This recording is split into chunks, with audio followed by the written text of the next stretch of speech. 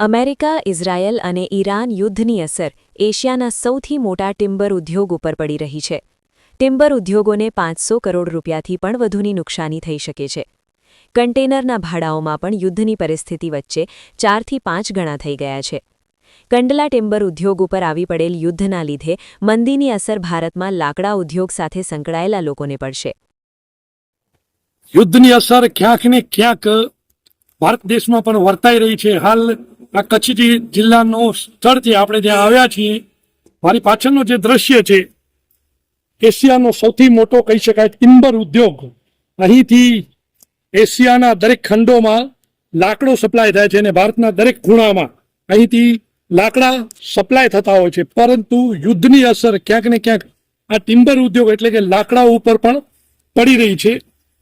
ધીમે ધીમે ટ્રાન્સપોર્ટેશનના ભાવ પણ વધી ગયા છે, જેના કારણે ટિમ્બર ઉદ્યોગમાં અહીંથી આયાત અને નિકાસ થતો લકડોના માર્કેટમાં પણ ભાવ થોડા ઘણા વધી ગયા છે. હાલ આ દ્રશ્ય છે કચ્છ જિલ્લાનું કંડલાનું, જ્યાંથી વિશ્વના દરેક ખૂણામાં અહીંના લાકડાઓ અહીંથી સપ્લાય થતા હોય છે. પરંતુ ક્યાંક ને ક્યાંક હવે યુદ્ધની અસરના કારણે અહીં લાકડા ઉદ્યોગમાં એટલે કે ટિમ્બર ઉદ્યોગમાં ક્યાંક ને ક્યાંક મંદી જેવો માહોલ પણ સર્જાઈ રહ્યો છે. કેમ કે એક બાજુ યુદ્ધની સ્થિતિ છે, બીજી બાજુ પેટ્રોલ ડીઝલની ખપત સર્જાઈ રહી છે અને ત્રીજી બાજુ જ્યાં પણ હોર્મુઝ ખાડીની અંદરથી જે આપણા જહાજો આવી રહ્યા હતા એ પણ અત્યારે સ્ટોપ થઈ ગયા છે અને જે ગલ્ફ કન્ટ્રીમાં હતા એ ત્યાં જ સ્થાયી થઈ ગયા છે. કેમ કે તેમને હજી પરમિશન અમુકને મળી છે, અમુકને નથી મળી, જેના કારણે અહીં ટિમ્બર ઉદ્યોગને પણ ઘણી મોટી અસર જોવા મળી રહી છે. લિતેશ ગોર, કચ્છ કાનૂન ક્રાઇમ, કંડલા. નવનીતભાઈ ગજ્જર, કંડલા ટિમ્બર એસોસિએશનના પ્રમુખે પણ ચિંતા વ્યક્ત કરતા કહ્યું હતું કે ઈરાન અને ઇઝરાયલ યુદ્ધની અસર હવે ટિમ્બર ઉદ્યોગ ઉપર પડી રહી છે. ગાંધીધામ સંકુલમાં આવેલ એશિયાનો સૌથી મોટા ટિમ્બર ઉદ્યોગ ઉપર આ અસર જોવા મળી રહી છે. લાકડાના ઉદ્યોગોને 500 કરોડ રૂપિયાથી પણ વધુ નુકસાની સામે આવી છે. બીજી તરફ 400થી 500 લાકડા ભરેલા કન્ટેનરો ગલ્ફ દેશોમાં ફસાઈ ગયા છે, જે દુબઈના જબ્બર અલી પોર્ટ ઉપર અટવાયા છે. જો યુદ્ધની પરિસ્થિતિ આવી જ રહી તો ટિમ્બર ઉદ્યોગ ઉપર મોટી અસર પડશે.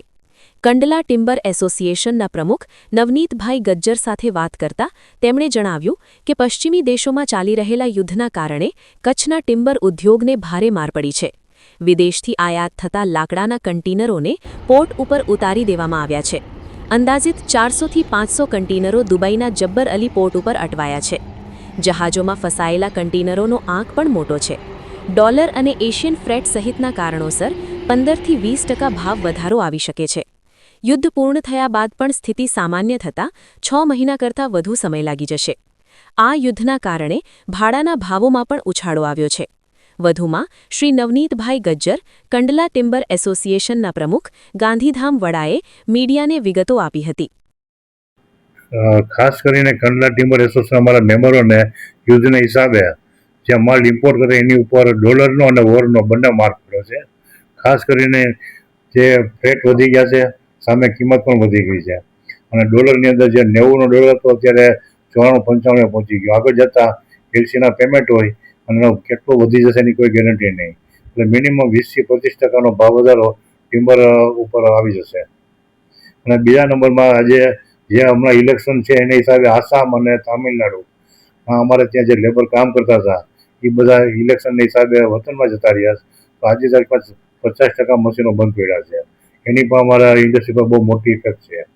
વોરના હિસાબે ઇફેક્ટ છે અને આ લેબર જતા રહ્યા એના હિસાબે પણ ઇફેક્ટ છે. તો કંડલા ટિમ્બર એસોસિએશનના ઉપપ્રમુખ હેમચંદ્ર યાદવ સાથે વાત કરતા તેમણે જણાવ્યું કે હાલ યુદ્ધના કારણે રૂપિયા સામે ડોલરના ભાવમાં વધારો થઈ ગયો છે. ટિમ્બરનો વહીવટ ગલ્ફના દેશોમાં ડોલરમાં થાય છે. અત્યારે આ પરિસ્થિતિમાં જે કન્ટેનરો વિદેશથી ભારત આવી રહ્યા હતા એ કન્ટેનર યુદ્ધની પરિસ્થિતિના કારણે બીજા ગલ્ફ દેશોના પોર્ટ ઉપર ઉતારી દેવામાં આવ્યા છે. દુબઈના જબર અલી પોર્ટ પર પણ ઘણા કન્ટેનરો ફસાઈ ગયા છે, જેની સીધી અસર ભારતના ટિમ્બર ઉદ્યોગ ઉપર પણ જોવા મળી રહી છે.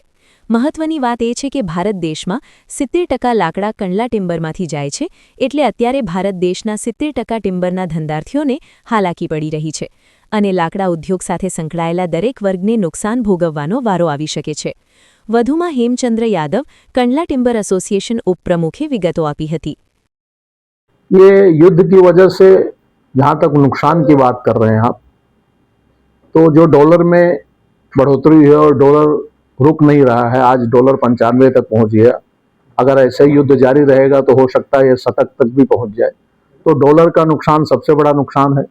उसके बाद क्या है, कांडला के जो कंटेनर आने थे वो इधर उधर, दुबई में कुछ कंटेनर उतर गए। जो दुबई जाने थे अन्य कंट्रियों से, निर्यातक कंट्रियों से, वो कहीं विशाखापट्टनम, कहीं मद्रास, कहीं मुंद्रा में उतर गए। तो इस तरह से जो हेर फेर हो गया है, इसमें बहुत बड़ा नुकसान हो रहा है। और क्या हो रहा है, शिपिंग एजेंट लोग जो है ना, और एक्सपोर्ट के कंटेनर में 3-3 हजार स्पेशल चार्ज लगा रहे हैं। इंपोर्ट में क्या लगाएंगे अभी तक तो कुछ पता नहीं है। ट्रांसपोर्ट का भी कल से देख रहे हैं कि ट्रांसपोर्ट यूनियन ने भी 20% का बढ़ोतरी का दे दिया है फ्रेट में। तो इस तरह से ट्रांसपोर्ट की बढ़ोतरी और उसके बाद शिपिंग लाइन का थोड़ा बढ़ोतरी। अब जैसे दुबई के लिए हम लोग एक्सपोर्ट करते थे तो 300-350 डॉलर में कंटेनर का फ्रेट लगता था, लेकिन आज के इस परिस्थिति में युद्ध के कारण आज $3000 का रेट मांग रहे हैं। तो अब इस नुकसान की कोई सीमा नहीं है। देखिए ऐसी परिस्थिति में नुकसान तो होना ही है, कोई क्या कर सकता है। लेकिन मैं जहां तक सोचता हूं कि 20 से 25% तक कास्ट उद्योग को फर्क पड़ेगा नुकसान का। अगर आप पूरा जोड़ेंगे ट्रांसपोर्ट का, शिपिंग कंपनी का, फ्रेट का, डॉलर का, तो नुकसान बढ़ेगा।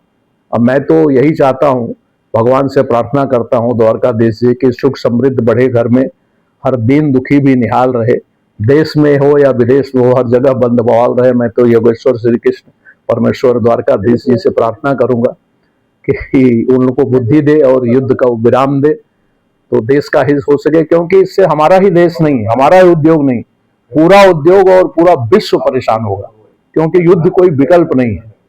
तो मैं योगेश्वर कृष्ण जी से, पूर्ण परमेश्वर द्वारकाधीश जी से प्रार्थना करता हूँ कि जल्द से जल्द ये युद्ध का विराम किया जाए तो अच्छा है। और मैं क्या कर सकता हूँ, नुकसान तो अब जो हुआ है वो हुआ ही है।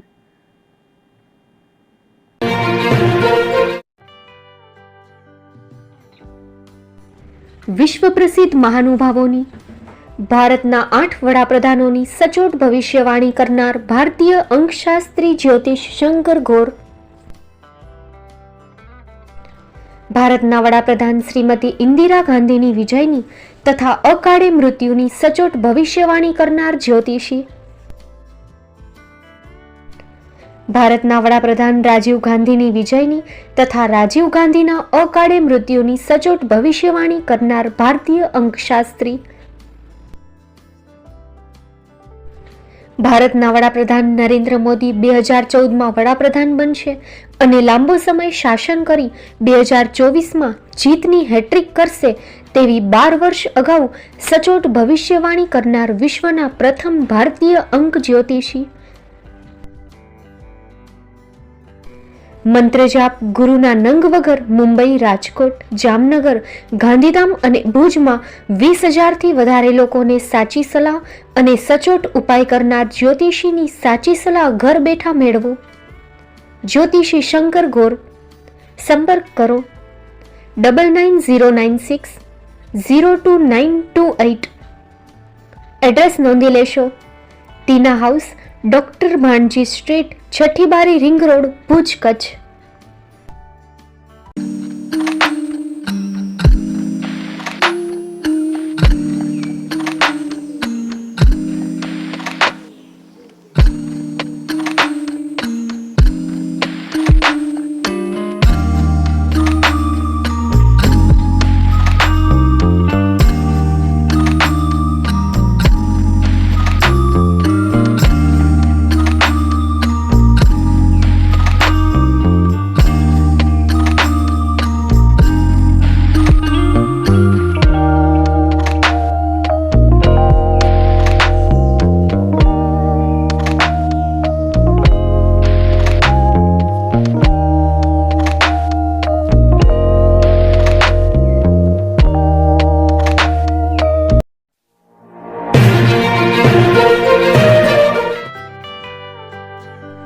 મુંબઈમાં ખૂબ જ જાણીતું નામ એટલે Bombay steel.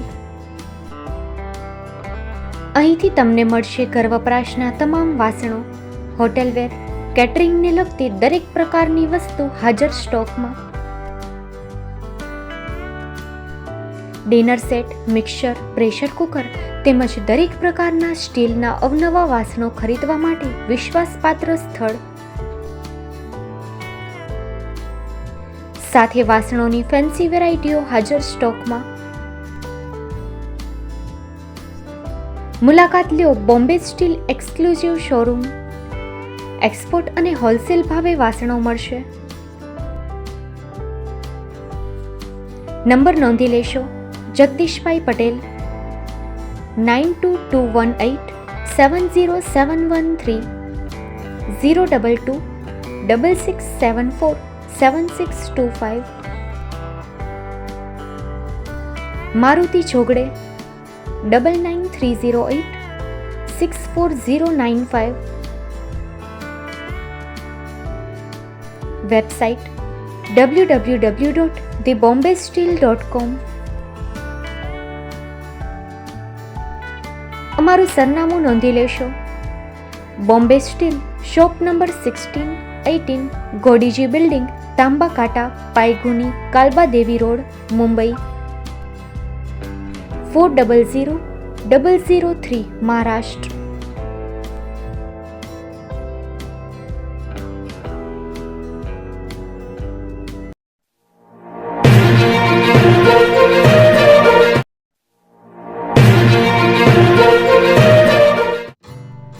Shri Pratham sarees and lehenga department, designer studio.